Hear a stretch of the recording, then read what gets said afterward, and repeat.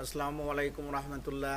স্নেহের শিক্ষার্থীবৃন্দ, আশা করি আল্লাহর রহমতে ভালো আছো। আলহামদুলিল্লাহ, আমিও ভালো আছি। আমি মোহাম্মদ রফিকুদ্দিন, প্রাক্তন প্রভাষক ও লেখক, হিসাব বিজ্ঞান পরিচালক, আরইউ অ্যাকাউন্টিং মেথড।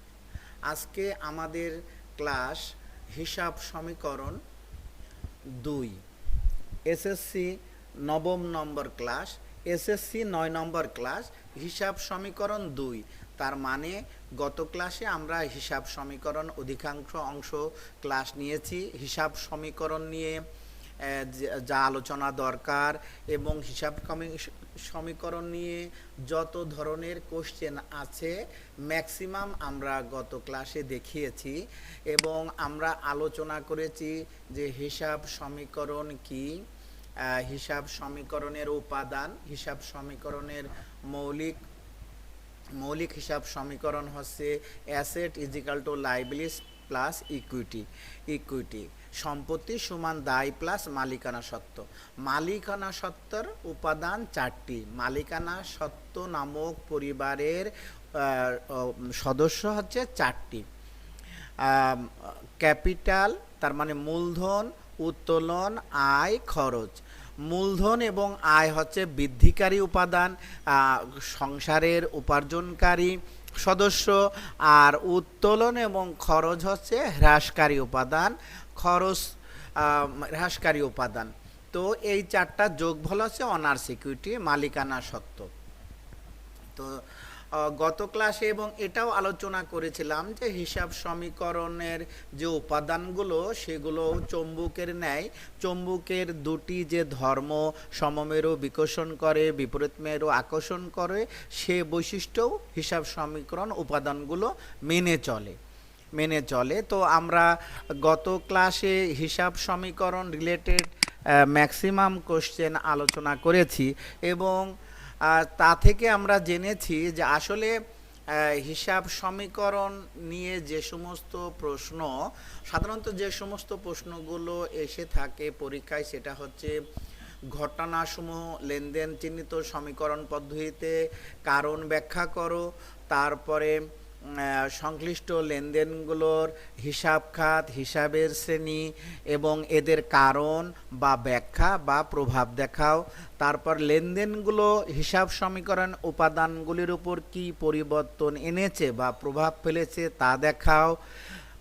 আবার মূল যে প্রশ্নটা আসে যে হিসাব সমীকরণের উপর লেনদেনের প্রভাব বা বিবরণী ছকে হিসাব সমীকরণের উপর লেনদেনের প্রভাব বা ব্যবসায়ের আর্থিক অবস্থার উপর লেনদেনের প্রভাব দেখাও, অথবা প্রমাণ করো যে এ is equal to liabilities plus E, সম্পত্তি সমান দায় প্লাস মালিকানা সত্ত্ব। তাহলে এখানে 4 ধরনের প্রশ্ন আসে, এটা বোঝানো হয়েছে। তাছাড়া আরেকটা প্রশ্ন আসে যে উপরোক্ত লেনদেনগুলোর দ্বারা মালিকানা সত্ত্ব, উপরোক্ত লেনদেনগুলো হতে মালিকানা সত্ত্ব নির্ণয় করো। তার মানে উপরোক্ত লেনদেনগুলি হতে মালিকানা সত্ত্ব বা ই নির্ণয় করো। উপরোক্ত লেনদেনগুলি দ্বারা মালিকানা সত্ত্ব কি দাঁড়ায়, বছর শেষে কি রূপ ধারণ করে সেটা বের করো। তো তাহলে আমরা গত ক্লাসে প্রথম 3টি আলোচনা করেছি এবং আসলে এই জিনিসটা গত ক্লাসে দেখানো হয়েছিল না, বলা হয়েছে যে আসলে লেনদেন বিশ্লেষণ করলেই আমাদের এই যে 4 ধরনের প্রশ্ন, 4 ধরনের যে প্রশ্ন, এক হচ্ছে লেনদেনগুলোর সংশ্লিষ্ট হিসাব খাত, হিসাবের শ্রেণী, এদের কারণ ব্যাখ্যা বা প্রভাব দেখাও। তারপরে লেনদেনগুলো দ্বারা হিসাব সমীকরণের উপাদানগুলোর উপর কী পরিবর্তন এনেছে বা প্রভাব ফেলেছে তা দেখাও, বা বিবরণী ছকে হিসাব সমীকরণের উপর লেনদেনগুলোর প্রভাব দেখাও, বা লেনদেনগুলির দ্বারা মালিকানা সত্তা নির্ণয় করে দেখাও। এই 4 ধরনের প্রশ্নই মূলত লেনদেন বিশ্লেষণ কেন্দ্রিক। লেনদেন বিশ্লেষণ, ওই জন্য আমরা লেনদেনগুলো যদি বিশ্লেষণ করে নিই তাহলে সহজেই আমরা এই প্রশ্নের অ্যান্সার দিতে পারবো। কারণ এখানে আমাদের ভিত্তি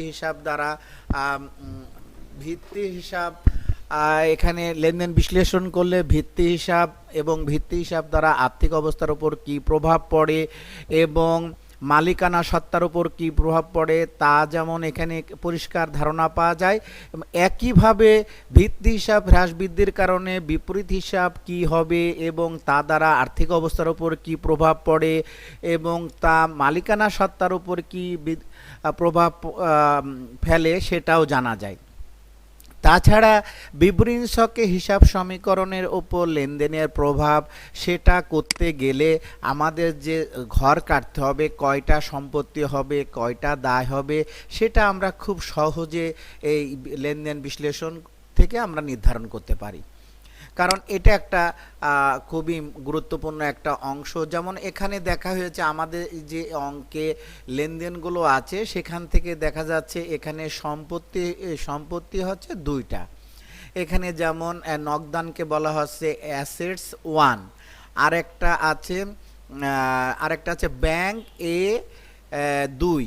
তার মানে এখানে এ মানে অ্যাসেট সম্পত্তি, দুইটা সম্পত্তি, আর এখানে দায় শুধু একটাই, এই জন্য এখানে 1 2 উল্লেখ করা হয়নি। তাহলে আসলে সম্পত্তি এবং দায় কয়টা সেটা বুঝে নেওয়াটা একটা খুব গুরুত্বপূর্ণ বিষয়। তো আমরা এই জন্য এগুলো লেনদেন বিশ্লেষণ করে নিলে আমাদের সহজ হবে। তো আমরা এখানে হিসাব সমীকরণের উপর লেনদেনের প্রভাবটা এই অঙ্কে আমরা আলোচনা করে দেখতে পারি, যেহেতু এটা আমাদের গত ক্লাসে আলোচনা হয়নি যে হিসাব সমীকরণের উপর লেনদেনের প্রভাব।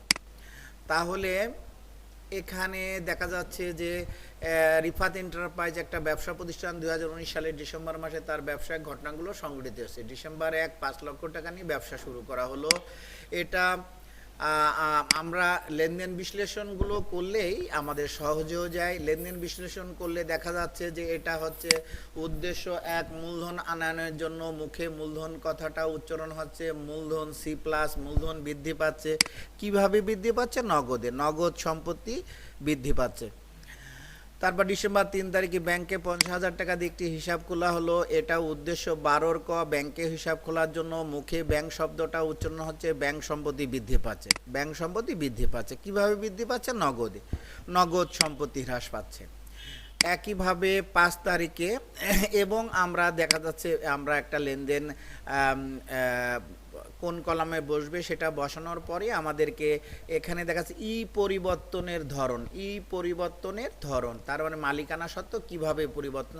অনেক বইতে মন্তব্য লেখে, মন্তব্য কথাটা আসলে সায়েন্টিফিক না। বিদেশি যে সমস্ত বই কাইসু কিমেল, হারমেনসন, সেগুলোতে দেখা যাচ্ছে লিখেছে চেঞ্জেস ইন অনার্স ইকুইটি, মালিকানা সত্ত্বের পরিবর্তনের ধরন। এখানে পরিবর্তনের ধরন, তার মানে যে মালিকানা সত্ত্ব পরিবর্তন হচ্ছে, কিভাবে পরিবর্তন হচ্ছে তার এটা ব্যাখ্যা। যদি আমি মন্তব্য লিখি, কিসের জন্য মন্তব্য, কি জন্য মন্তব্য তা ব্যাখ্যা করার প্রয়োজন রাখে। তো মন্তব্যটা আসলে সায়েন্টিফিক না, আমরা দেব পরিবর্তনের ধরন বা পরিবর্তনের কারণ। তারপরে ডিসেম্বর 5 তারিখে হচ্ছে ধারে পূর্ণ ক্রয় উদ্দেশ্য 4, খরচের জন্য খরচ কথাটি মুখে উচ্চারণ হচ্ছে খরচের নাম ক্রয়। আর ক্রয় খরচ বৃদ্ধি পেলে মালিকানা সত্তা কমে, ওই জন্য আমরা এটা মূলধন থেকে মাইনাস করতেছি, মূলধন কমতেছে, ক্রয় খরচ বৃদ্ধি পাচ্ছে। কিভাবে? বাকিতে প্রতিহিসাব দায় বৃদ্ধি পাচ্ছে। একইভাবে 7 তারিখে নগদে পণ্য বিক্রয়, এটা উদ্দেশ্য 5, আয়ের জন্য আয় কথাটি মুখে আসছে, এখানে আয়ের নাম বিক্রয় আয় বৃদ্ধি পাচ্ছে। আর বিক্রয় আয় বৃদ্ধি পেলে মূলধন বাড়ে, কি জন্য? আয় বৃদ্ধি পেলে মালিকানা সত্তা বাড়ে, আর মালিকানা সত্তা বৃদ্ধি করতে হলে মূলধনের সাথে যোগ করতে হয়। কিভাবে বৃদ্ধি পাচ্ছে? নগদ সম্পত্তি বৃদ্ধি পাচ্ছে। ঠিক একইভাবে এখানে 10 তারিখ এবং 15 তারিখ লেনদেন নয়, কারণ 10 তারিখ বলছে মালিক ব্যাংক হতে ব্যক্তিগত প্রয়োজনে ঋণ গ্রহণ করেন, এটা আর্থিক অবস্থার উপর কোনো প্রভাব ফেলে না, তাই এটা লেনদেন নয়। ঠিক একইভাবে ডিসেম্বর 15 তারিখে 45,000 টাকা আসবাবপত্র ক্রয় ফরমাইশ প্রদান বা গ্রহণের মাধ্যমে আর্থিক অবস্থার কোনো প্রভাব পড়ে না, তাই এটাও লেনদেন নয়। ডিসেম্বর 20 তারিখে পাওনাদারকে পরিশোধ, এটা হচ্ছে উদ্দেশ্য 7, দায় পরিশোধ করার জন্য মুখে দায় কথাটি উচ্চারণ হচ্ছে, এখানে দায়ের নাম পাওনাদার বা প্রদেয় হিসাব দায় হ্রাস পাচ্ছে। কিভাবে? নগদ সম্পত্তি হ্রাস পাচ্ছে। তাহলে দেখা যাচ্ছে যে এখানে আসলে লেনদেন বিশ্লেষণ করলেই আমাদের বহুবার বলা হয়েছে যে লেনদেন বিশ্লেষণ ক্লিয়ার হলেই আমাদের হচ্ছে জাবেদা এবং হিসাব সমীকরণ 90% শেষ হয়ে যায় এবং হিসাব বিজ্ঞানের প্রতিটা অধ্যায় 90% ক্লিয়ার হয়। প্রত্যেকটা অধ্যায়ের নিজস্ব ক্যারেক্টার আছে, নিজস্ব কিছু বিহেভিয়ার আছে, সেই কিছু ফর্মালিটিস আছে, সেটা দেখলেই 100% হয়ে যায়। তাহলে আমরা এখানে উদাহরণ 1 দেখলাম, ঠিক একইভাবে আমরা উদাহরণ 5 নম্বরটা দেখব। উদাহরণ 5 নিশ্চয়ই কোনো গুরুত্বপূর্ণ বিষয় আছে। উদাহরণ 5, হ্যাঁ, উদাহরণ 5 নম্বর অঙ্কটা ঢাকা বোর্ড 19 সালে পরিবর্তিত, মানে কিছু পরিবর্তন আনা হয়েছে, সেটা লেনদেনের ভিতরে অথবা রিকোয়ারমেন্টের ভিতরে, প্রশ্নের ভিতরে। তাহলে এখানেও আমরা দেখতে পাচ্ছি যে এই অঙ্কটাও এখানে লেনদেন বিশ্লেষণ করে দেখানো হয়েছে যে এবং বোঝানো হয়েছে যে আসলে লেনদেন বিশ্লেষণের দ্বারাই আমাদের হিসাব বিজ্ঞানের মূল কাজ, মূল বিষয়টা, মূল সমস্যাটা ক্লিয়ার হয়ে যায়। এবং আমরা প্রথম 1 নম্বর উদাহরণের মাধ্যমে জানলাম যে লেনদেন বিশ্লেষণের মাধ্যমে আমাদের 4 ধরনের প্রশ্নের উত্তর প্রায় হয়ে যাচ্ছে।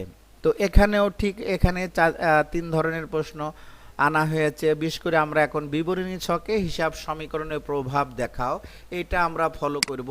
তো এটা বোঝার সুবিধার্থে আমরা এখানে লেনদেন বিশ্লেষণ করে নিয়েছি, কারণ লেনদেন বিশ্লেষণ করলে আমাদের বিবরণী ছক করা সহজ হয়ে যায়। কারণ বিবরণী ছকে কয়টা সম্পত্তির কলাম হবে, কয়টা দায়ের কলাম হবে, সেটা নির্ধারণ খুবই একটা গুরুত্বপূর্ণ বিষয়। তাহলে আমরা যদি লেনদেন বিশ্লেষণ করে নিই তাহলে এই বিষয়টা খুব সহজ হয়ে যায়। এখানে এই অঙ্কে লেনদেন বিশ্লেষণ করার কারণে দেখা গেছে যে এখানে নগদ একটা সম্পত্তি, 1 নম্বর সম্পত্তি, তারপরে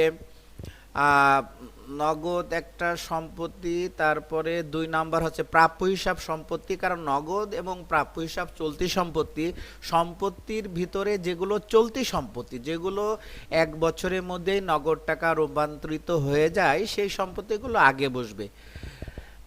তাহলে নগদ, তারপর প্রাপ্য হিসাব, তারপরে আছে আসবাবপত্র 3 নম্বরে বসবে, কারণ এটা হচ্ছে স্থায়ী সম্পত্তি। হ্যাঁ, আসবাবপত্র 3 নম্বর দেওয়া আছে, এই যে আসবাবপত্র A+ সম্পত্তি, তার মানে সম্পত্তি 3টা কলাম হবে, সম্পত্তি 3টা কলাম হবে। এখানে অবশ্যই 3টা কলাম দেখানো হয়েছে, হ্যাঁ, নগদান, প্রাপ্য হিসাব, আসবাবপত্র। আর প্রদেয় হিসাব দায় শুধু একটা দেখানো আছে, দায় শুধু প্রদেয় হিসাব L+ দায় বৃদ্ধি পাচ্ছে একটা, এখানে দায় একাধিক নেই। যেহেতু এটা আমাদের নবম দশম শ্রেণী, সুতরাং এটা আসলে এটা ব্যাপকভাবে ইন্টারে আছে, তার চেয়ে আরও ব্যাপকভাবে অনার্স লেভেলে আছে। তাহলে এখানে সম্পত্তি কয়টা হবে এটা দেখা সবচেয়ে গুরুত্বপূর্ণ বিষয়। তো আমরা এভাবে লেনদেন বিশ্লেষণ করে নিতে পারি। তো লেনদেন বিশ্লেষণ আরও সহজে করতে পারি, উদ্দেশ্য কলামটি না দিলেও চলবে। আসলে এখানে আমাদের ভিত্তি হিসাবটা কি, এই ভিত্তি হিসাবটা কি এবং বিপরীত হিসাব কি এবং তা দ্বারা আর্থিক অবস্থার উপর কি প্রভাব পড়ছে সেটা বুঝে নেওয়াটাই মেন বিষয়। তো আমরা বিশেষ করে কলাম কাটার সময় শুধু ভিত্তি হিসাবটা আর বিপরীত হিসাবটা বের করার সুবিধার্থে আমরা তারিখ এবং ভিত্তি হিসাব আর বিপরীত হিসাব পাশাপাশি দিয়ে নিতে পারি। উদ্দেশ্য কলামটা দেওয়ার প্রয়োজনে, যেহেতু এটা আসলে ডাইরেক্ট কোনো উত্তর নয়, এটা উত্তর প্রদান করতে সহায়ক শক্তি, এই জন্য আমরা এটা রাফ করে নিতে পারি। প্রথমত অঙ্কগুলো বুঝে নেওয়ার জন্য আমরা যখন কয়েকটি অঙ্ক এভাবে প্র্যাকটিস করব তখন আমরা সহজেই আসলে হাতের কর গুনে নিতে পারবো যে কয়টা সম্পত্তির কলাম হবে, কয়টা দায়ের কলাম হবে। দায় সাধারণত প্রদেয় হিসাবে থাকে, অন্য কিছু ঋণ থাকতে পারে, প্রদেয় নোট থাকতে পারে, মূলত এইগুলোই থাকবে। এসএসসি লেভেলে এর বেশি থাকার সুযোগ নেই। আর সম্পত্তিটা আমাদের মেন, এই জন্য আমরা লেনদেন বিশ্লেষণ যদি করে নিই এবং সিরিয়াল করে নিই, বিশেষ করে চলতি সম্পত্তিগুলো আগে এবং A+1, তারপরে এখানে প্রাপ্য হিসাব A+2 এবং 3 নম্বর আসবাবপত্র A+3 করে নিয়েছি, যাতে আমরা সহজে কলাম কেটে নিতে পারি। তো স্নেহ শিক্ষার্থীবৃন্দ, এখানে আসলে নতুন আসলে আলোচনার আসলে লেনদেন বিশ্লেষণ থেকেই আমাদের সব শিখা হয়ে যাবে। লেনদেন বিশ্লেষণে আমরা ব্যবসায় যত ধরনের লেনদেন সংগঠিত হতে পারে সেটা আমরা চেষ্টা করেছি বিশ্লেষণ সব ধরনের উদাহরণ দেখানোর জন্য। সেটা ক্লিয়ার হলেই আসলে কোনো অঙ্কই অঙ্ক নয়। তারপরেও এখানে যেমন প্রথমে হচ্ছে জুন 6 তারিখে প্রতিটি 150 টাকা দরে 200টি গল্পের বই ক্রয়, কারবার বাট্টা 5%। স্নেহ শিক্ষার্থীবৃন্দ, আসলে ক্রয় বিক্রয় করার সময় যে বাট্টা সেটা হচ্ছে কারবারি বাট্টা, সেটা আসলে কারোর জন্য আয় খরচ নয়, এটা মৌখিকভাবেই পণ্যের লিখিত মূল্য অপেক্ষা যতটুকু কম মূল্যে পণ্যের মূল্য ধার্য হয় সেটাই কারবারি বাট্টা। এটা লেখার সময় বাদ পড়ে যাবে। যেমন এখানে 150 টাকা দরে 200টি গল্পের বই, 30,000 টাকা, 5% হচ্ছে 1,500 টাকা। দ্যাট মিনস 30,000 থেকে 1,500 বাদ দিলে 28,500 টাকা। এই 28,500 টাকায় ক্রয় খরচ আমরা দেখাবো। তাহলে এখানে ক্রয় খরচ বৃদ্ধি পাচ্ছে, আর ক্রয় খরচ বৃদ্ধি পেলে মাইনাস হয়, ইকুইটি কমে, মালিকানা সত্ত্ব কমে। ঠিক একইভাবে যেগুলো এখানে এক্সেপশনাল সেগুলো আলোচনা করতে পারি। একটু এক্সেপশনাল, যেমন 12 তারিখে গল্পের বই রাখার জন্য বাকিতে র্যাক ক্রয়। র্যাক হচ্ছে, এটা হচ্ছে স্থায়ী সম্পত্তি। কারণ লাইব্রেরি ব্যবসা করা হবে, যে র্যাক তো আর প্রত্যেক বছর কিনা হবে না, অনেক বছর পর পর কিনা হয়। তাহলে এটা 3 সম্পত্তি ক্রয়ের জন্য, 3 সম্পত্তি ক্রয়ের জন্য সম্পত্তি নাম আসবাবপত্র সম্পত্তি বৃদ্ধি পাচ্ছে। আসবাবপত্র সম্পত্তি বৃদ্ধি পাচ্ছে কিভাবে?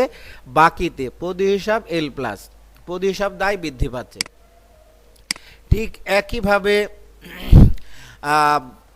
18 তারিখে রাফি লাইব্রেরি হতে উপন্যাস বই ক্রয়, এটা অবশ্যই উদ্দেশ্য 4 খরচের জন্য, এবং এটা হচ্ছে যেহেতু রাফি লাইব্রেরির নাম লেখা আছে, নগদ উল্লেখ নেই, তাহলে এটা বাকিতে ক্রয়। এটা আমরা সহজেই বুঝবো। 20 তারিখ, হ্যাঁ এটা একটু আলোচনা করি, যে ব্যক্তিগত প্রয়োজনে লাইব্রেরি হতে বই ব্যবহার করেন। ব্যক্তিগত প্রয়োজনে লাইব্রেরিতে বই ব্যবহার করেন। ব্যক্তিগত প্রয়োজনে ব্যবহার করার ক্ষমতা একমাত্র মালিকের আছে, সুতরাং অবশ্যই মালিক ব্যবহার করেছে। এটা হচ্ছে 8 উত্তোলনের জন্য। 8 উত্তোলনের জন্য, উত্তোলন কথাটি মুখে আসছে, উত্তোলন ভিত্তি হিসাব, উত্তোলন করলে মূলধন হ্রাস পায়, আর মূলধন হ্রাস পাইলে ইকুইটি হ্রাস পায়, মাইনাস। মূলধন কমে যাচ্ছে, তার মানে ইকুইটি কমে যাবে। মূলধন কিভাবে কমছে? ক্রয় খরচ হ্রাস দ্বারা। ক্রয় খরচ কমে যাচ্ছে, ক্রয় খরচ, কারণ যেহেতু মালিক ব্যবসা বিক্রয় উদ্দেশ্যে ক্রয়কৃত যে বই, সেই বই মালিক ব্যক্তিগত ব্যবহারের জন্য নিয়েছে, তাহলে এখানে ক্রয় খরচ হ্রাস পাচ্ছে, ক্রয় খরচ হ্রাস পাচ্ছে, আর খরচ হ্রাস পাইলে ইকুইটি বাড়ে, E+। তো স্নেহ শিক্ষার্থীবৃন্দ, আসলে বিবরণী ছকে হিসাব সমীকরণের উপর লেনদেনের প্রভাব, এটা খুব একটা গুরুত্বপূর্ণ বিষয়। তো এটা আমরা বুঝলাম। আমরা আর একটা জিনিস, আমাদের হিসাব সমীকরণ রিলেটেড আর একটা জিনিস বুঝতে বাকি আছে, সেটা হচ্ছে উপরোক্ত লেনদেনের দ্বারা মালিকানা সত্ত্ব নির্ণয় করো। মালিকানা সত্ত্ব নির্ণয় করো বছর শেষে বা উপরোক্ত লেনদেন দ্বারা। সেটা আমরা 64 পৃষ্ঠা 64 পৃষ্ঠা এবং 85 পৃষ্ঠা, 64 পৃষ্ঠায় আমরা উদাহরণ দেখলে আমরা সহজেই বুঝে যাব।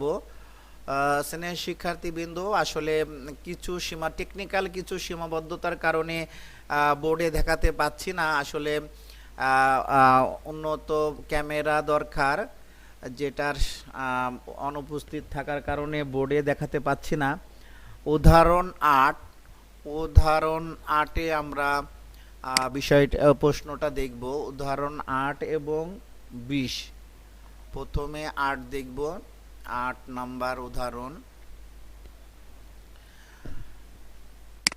8 নাম্বার উদাহরণ দেখব যে মালিকানা সত্ত্ব। হ্যাঁ, উপযুক্ত তথ্যগুলি থেকে মাস শেষে মালিকানা সত্ত্ব বা সত্ত্বাধিকারের পরিমাণ নির্ণয়, অথবা নির্ণয় করো। তাহলে আমরা এখানে দেখি যে প্রথমে এটা হচ্ছে যে জনাব আহমেদ 2019 সালে মার্চ মাসে অর্ঘ্য খেলাঘর নামে একটি খেলার উপকরণ বিক্রয়কারী প্রতিষ্ঠান চালু করেন। মূলধন বাবদ ব্যবসায় নগদ 60,000 এবং 1.5 লক্ষ টাকা খেলার সামগ্রী নিয়ে ব্যবসা আরম্ভ করেন।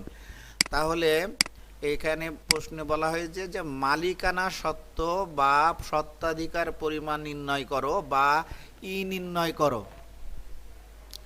এখানে তাহলে আমরা দেখি, হ্যাঁ, জুলাই 1 তারিখে প্রারম্ভিক মূলধন 60,000, 1,50,000, মোট 2,10,000 এবং মূলধনের সাথে আয় যোগ হবে। এখানে আয় আছে 22 এবং 25 তারিখে। 22 তারিখে স্টার ক্লাবের ফরমাইশকৃত পণ্য সরবরাহ করা হলো। আমরা যে ফরমাইশ পেয়েছিলাম ইতিপূর্বে 11 তারিখে স্টার ক্লাবের নিকট প্রতি সেট 2,000 টাকা হিসাবে 15 সেট জার্সি বিক্রয় ফরমাইশ গ্রহণ করা হলো।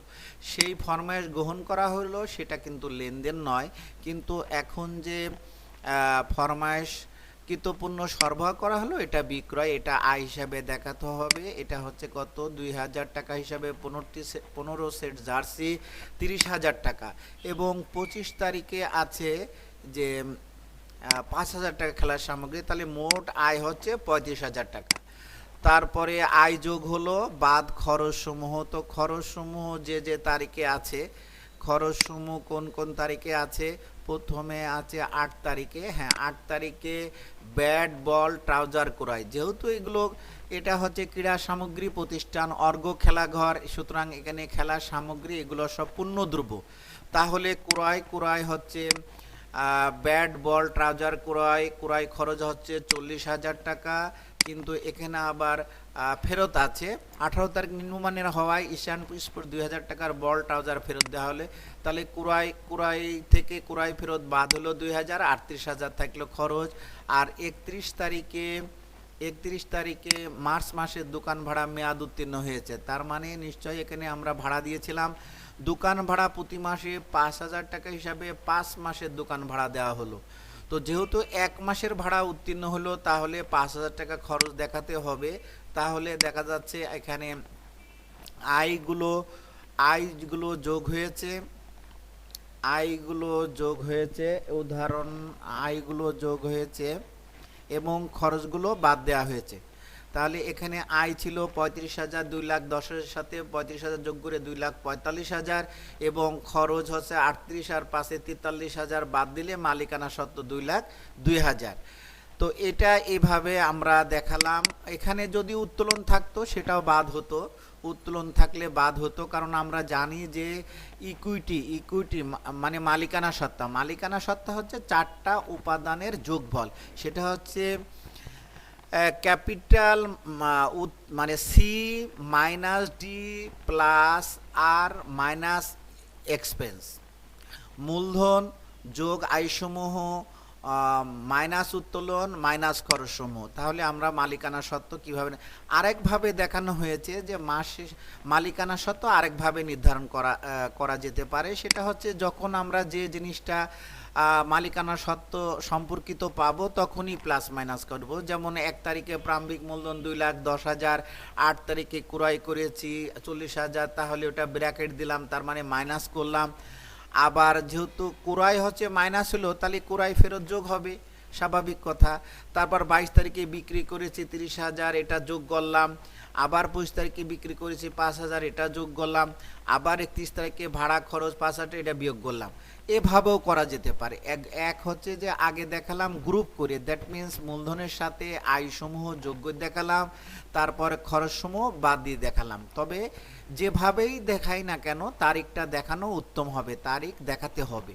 আয়সমূহর পাশে কোন কোন তারিখে আয় সেটা আমরা যোগ দেখাবো, খরচগুলো যোগ দেখানোর আগে কোন কোন তারিখে সেটা দেখাবো, অথবা এইভাবে দুইভাবে যে কোনোভাবে যে যেটা সুবিধা মনে করি সেভাবে দেখাবো এবং উভয় ক্ষেত্রে একই ফলাফল হবে। আগে যেভাবে দেখলাম তাতেও 2,02,000, পরে পরবর্তী বিকল্পভাবে দেখলাম সেটাও 2,02,000। তো সিনিয়র শিক্ষার্থীবৃন্দ, আসলে আমরা অষ্টম ক্লাস এবং নবম ক্লাস দুটাই হিসাব সমীকরণ সম্পর্কিত নিলাম এবং আসলে যাই দেখাই না কেন যেটাই করি না কেন আসলে সবই মূল হচ্ছে লেনদেন বিশ্লেষণ। তার মানে বলেছি যে লেনদেন বিশ্লেষণ ক্লিয়ার হলেই জাবেদা হিসাব সমীকরণ 99% শেষ এবং হিসাব বিজ্ঞানের প্রতিটি অধ্যায় 90% ক্লিয়ার হয়ে যাবে। আর লেনদেন বিশ্লেষণ হচ্ছে পদ্ধতিগতভাবে গ্রামার ভিত্তিক হিসাব বিজ্ঞান শেখার জন্য সবচেয়ে গুরুত্বপূর্ণ অংশ। তো সিনিয়র শিক্ষার্থীবৃন্দ, সবার সুস্বাস্থ্য এবং মঙ্গল কামনা করে আজকের মতো ক্লাস শেষ করছি। আল্লাহ হাফেজ। আসসালামু আলাইকুম ওয়া রাহমাতুল্লাহ।